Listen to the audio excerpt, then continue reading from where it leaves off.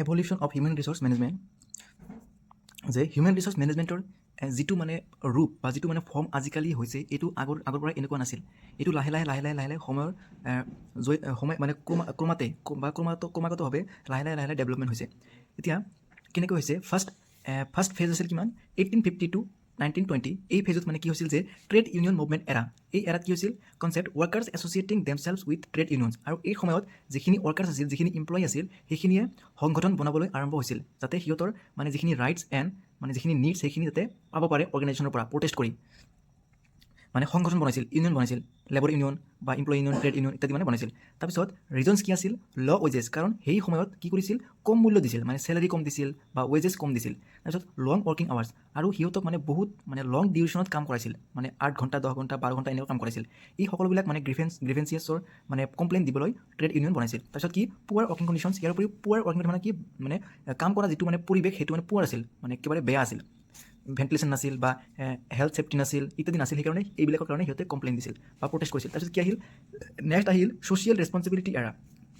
আৰু এই এৰাত মানে টাইম আছিল কি 1920 to 1930। আৰু এই সময়ত এমপ্লয়াৰখিনি যিখিনি অৰ্গেনাইজেশ্যন আছে বা যিখিনি মানুহ আছে কোম্পানীৰ যিখিনি অ'নাৰ আছে বা ফিলচফাৰ আছে, সেইখিনি বুজি পাইছিল আৰু কোম্পানীৰ যিখিনি এমপ্লয়ী আছে সেইখিনিক মানে মেনেজ কৰি ৰাখিবলৈ কি কৰিছিল ৱেলফেয়াৰ ফেচিলিটিজ ষ্টাৰ্ট কৰিছিল। মানে লেবৰ ৱেলফেয়াৰ বা মানে কৰ্মচাৰীৰ কল্যাণৰ হকে কিছুমান কাম কৰিবলৈ আৰম্ভ কৰিছিল, যেনে কেণ্টিনৰ ব্যৱস্থা কৰা আৰম্ভ কৰিছিল, হাউজিং, মেডিকেল ছেফটি বা মেডিকেল ফেচিলিটিজ, যিখিনি মানে ইমাৰ্জেঞ্চিৰ সময়ত মানে যিখিনি ফেচিলিটিজ লাগে সেইখিনি দিবলৈ আৰম্ভ কৰিছিল।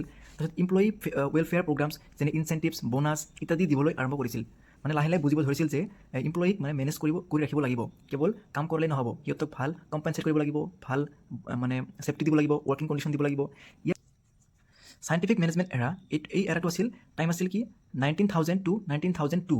এতিয়া ফাদাৰ আছিল কি চাইণ্টিফিক মেনেজমেণ্ট এৰাৰ ফাদাৰ আছিল ফ্ৰেডৰিক উইনস্ল' টেইলৰ। মেইন প্ৰিন্সিপালছ বা মেইন নীতি আছিল কি এই মেনেজমেণ্ট এৰাটোৰ মেইন নীতি কি আছিল কি one best way to do work, মানে বেষ্ট আইডিয়া বা বেষ্ট মেথড বা বেষ্ট ৰাস্তা যিটোৰ সহায়ত আমি কাম এটা ভালকৈ কৰাব পাৰিম বা বেষ্ট কাম এটা কৰিব পাৰিম বা প্ৰডাকশ্যনটো ইনক্ৰিজ কৰাব পাৰিম চাইণ্টিফিকলি। তাৰপিছত প্ৰিপেয়াৰ ছিলেকশ্যন অফ ৱৰ্কাৰ্ছ, মানে প্ৰপাৰ ছিলেকশ্যন অফ ৱৰ্কাৰ্ছ। আৰু চাইণ্টিফিক মেনেজমেণ্ট এৰাৰ হিচাপত মানে কি কৰা হৈছিল যে প্ৰপাৰ যিখিনি এমপ্লয়ী সেইখিনি প্ৰপাৰলি ছিলেক্ট কৰা হৈছিল, মানে সিহঁতৰ স্কিল বা এবিলিটি বা যিখিনি মানে কেপেবিলিটি আছে সেইখিনিৰ ওপৰত ভিত্তি কৰি ছিলেকশ্যন কৰা হৈছিল বা ছিলেকশ্যন কৰিব লগা হৈছিল, মানে কৰিলেহে প্ৰডাকশ্যনত ইনক্ৰিজ হ'ব, মানে এনেকৈ কৈছিল। তাৰপিছত কি ট্ৰেইনিং এণ্ড ডেভেলপমেণ্ট, আৰু যিখিনি এমপ্লয়ী আছে সেইখিনিক মানে ভালদৰে ট্ৰেইনিং আৰু ডেভেলপমেণ্ট কৰাব লাগিব, তেতিয়াহে প্ৰডাকশ্যনৰ কামটো মানে বৃদ্ধি হ'ব বা অৰ্গেনাইজেশ্যন এটাই প্ৰগ্ৰেছ কৰিব পাৰিব। তাৰপিছত ফ'কাছ আছিল কি প্ৰডাক্টিভিটি। চাইণ্টিফিক মেনেজমেণ্ট এৰাৰ মেইন ফ'কাছ বা গ'ল কি আছিল যে প্ৰডাক্টিভিটি ইনক্ৰিজ কৰা। সিহঁতে মানে কোম্পানীৰ যিখিনি এমপ্লয়ী আছে সেইখিনিক মানে কেৱল এমপ্লয় বুলি মানে ভাবিছিল। মানে প্ৰব্লেম কি আছিল যে ৱৰ্কাৰ্ছ ট্ৰিটেড এজ মেচিন, আৰু মানুহখিনিক মেচিন হিচাপে ব্যৱহাৰ কৰিছিল। কাৰণ তাৰপিছত হিউমেন ৰিলেশ্যনশ্বিপ এৰা, আৰু এই এৰাটো 1930 to 1950। ফাদাৰ আছিল এলটন মেয়, আৰু ফেমাছ এক্সপেৰিমেণ্ট আছিল কি হথৰ্ণ এক্সপেৰিমেণ্ট। কি আছিল হথৰ্ণ এক্সপেৰিমেণ্ট। আৰু এই এক্সপেৰিমেণ্টৰ পৰা কি পাইছিল আমি পঢ়িম। কনচেপ্ট কি আছিল যে workers are not just motivated by money. এই এক্সপেৰিমেণ্টৰ পৰা মানে কি পাইছিল এলটন মেয়ই, যে ৱৰ্কাৰ্ছ যিখিনি এমপ্লয়ী আছে সেইখিনি কেৱল পইচাৰ দ্বাৰা মটিভেটেড নহয়, সিহঁতক কেৱল চেলাৰী দিলেই নহ'ব। Social and physical factors R also' important.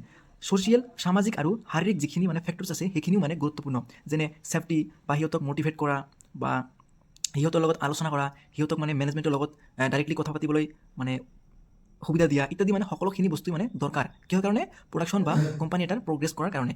যেনে ফিচাৰ্ছ কি আছিল ইম্পৰ্টেঞ্চ অফ মটিভেশ্যন, আৰু এই এক্সপেৰিমেণ্টৰ পৰা কি পাইছিল যে এমপ্লয়ীখিনিক মটিভেশ্যনো দিব লাগিব, মানে কেৱল কাম কৰালেই নহ'ব বা কেৱল চেলাৰী দিলেই নহ'ব, সিহঁতক এনি টাইম মটিভেট কৰি ৰাখিব লাগিব, মানে সিহঁতৰ মাইণ্ডটো ফ্ৰেছ কৰি ৰাখিব লাগিব। তাৰপিছত ইম্পৰ্টেঞ্চ অফ লিডাৰশ্বিপ, আৰু যিখিনি মানুহে সেই এমপ্লয়ীখিনিক লিড কৰিব সেই লিডাৰশ্বিপটো ভাল হ'ব লাগিব। তাৰপিছত কি কমিউনিকেশ্যন, আৰু সিহঁতৰ বা এমপ্লয়ীখিনিৰ লগত এনি টাইম কমিউনিকেট কৰি ৰাখিব লাগিব বা এনি টাইম যোগাযোগ কৰি থাকিব লাগিব। কেৱল কামত পঠাই দিছে আৰু কি কৰি আছে তেনেকুৱা কৰিলে নহ'ব, সিহঁতক এনি টাইম কণ্টেক্ট কৰিব লাগিব, সিহঁতক বুজাব লাগিব, মটিভেট কৰিব লাগিব, ভালদৰে লিড কৰিব লাগিব, তেতিয়াহে কোম্পানী এটাই কি কৰিব পাৰিব প্ৰডাকশ্যনটো ইনক্ৰিজ কৰিব পাৰিব বা বিজনেছটো গ্ৰ' কৰিব পাৰিব। তাৰপিছত বিহেভিয়াৰেল ছায়েন্স এৰা, আৰু এইটো এৰা 1950 পৰা প্ৰেজেণ্ট মানে আজিলৈকে মানে চলি আছে।